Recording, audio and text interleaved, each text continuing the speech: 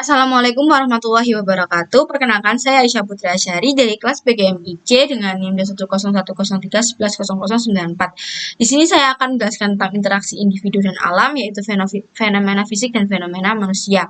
Dapat dilihat dari peta konsepnya. Di sini saya akan menjelaskan tentang fenomena alam yang meliputi pengertian dan unsur pokoknya, fenomena manusia yang meliputi pengertian dan bentuk fenomenanya, serta faktor dan yang meliputi permasalahannya. Yang pertama, pengertian dari fenomena fisik atau fenomena alam, yaitu fenomena yang dapat kita lihat dengan indera penglihatan kita, yang terjadi tanpa campur tangan manusia, seperti kejadian gunung meletus, gempa bumi, dan tsunami.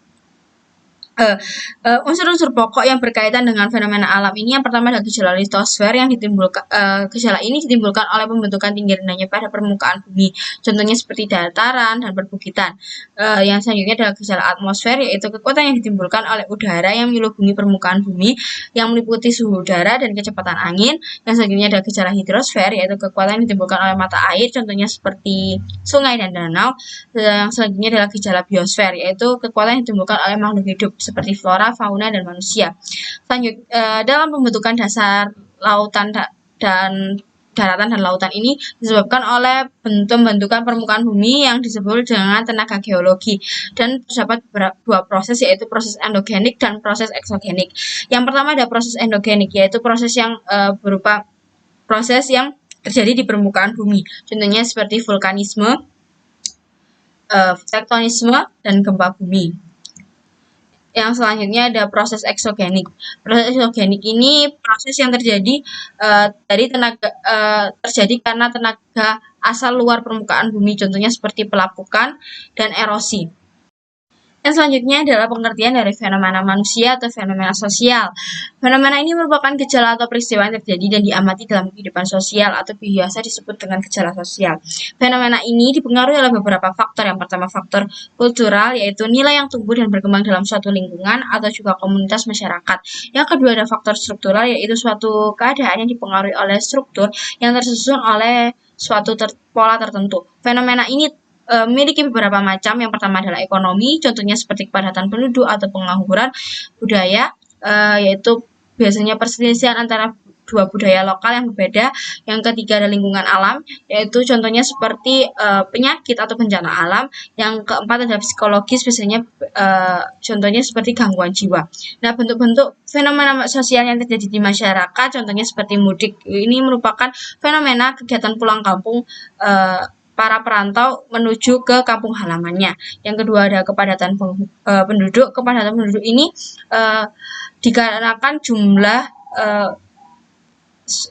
penduduk terlalu banyak di suatu wilayah, contohnya seperti di wilayah perkotaan. Yang ketiga, kriminalitas. Kriminalitas itu merupakan fenomena sosial yang sifatnya negatif, karena kriminalitas merupakan tidak kejahatan yang melanggar norma dan hukum yang telah ditetapkan, serta bersifat merugikan dan menumbuhkan pertentangan dari masyarakat. Yang keempat ada kenakalan remaja.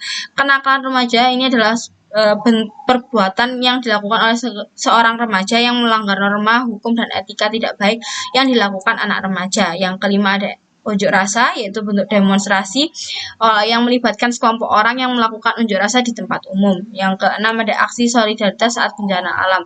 Nah, aksi solidaritas ini merupakan fenomena sosial yang positif di masyarakat, karena setiap kali terjadi bencana alam di suatu daerah, masyarakat Indonesia ini secara sukarela akan membantu para korban secara langsung maupun secara tidak langsung melalui aksi solidaritas. Selanjutnya adalah faktor-faktor yang mempengaruhi fenomena sosial. Jadi faktor yang pertama ada faktor imitasi, yaitu faktor ini dapat mendorong seseorang untuk mentaati norma-norma dan nilai-nilai yang berlaku di masyarakat. Yang kedua, faktor sugesti. Faktor ini berlangsung ketika seseorang memberikan suatu pandangan terhadap suatu hal yang berasal dari dirinya yang kemudian dapat diterima oleh pihak lainnya. Yang ketiga, ada faktor identifikasi. Nah, faktor identifikasi ini adalah faktor yang kejar dorongan atau keinginan yang ada dalam diri seseorang atau individu untuk menjadikan dirinya sama dengan pihak atau orang lain. Yang keempat adalah faktor simpati. Faktor simpati ini kemungkinan seseorang untuk terpengaruh melakukan sesuatu oleh keadaan atau situasi dari emosional orang lain. Berikut merupakan beberapa macam persoalan yang terjadi atau permasalahan yang terjadi dalam pengelolaan lingkungan sosial. Yang pertama ada meningkatnya konflik sosial.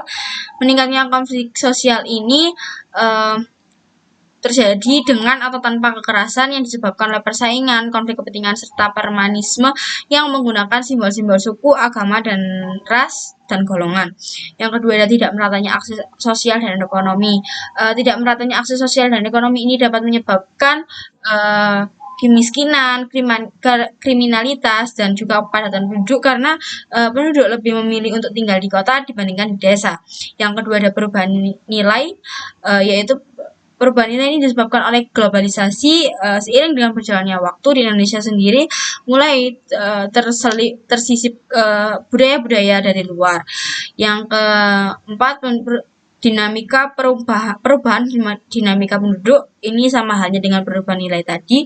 Dan yang kelima, yang terakhir adalah masalah kesehatan. Baik, sekian presentasi dari saya. Ada kurang lebihnya saya mohon maaf. Terima kasih atas perhatiannya. Wassalamualaikum warahmatullahi wabarakatuh.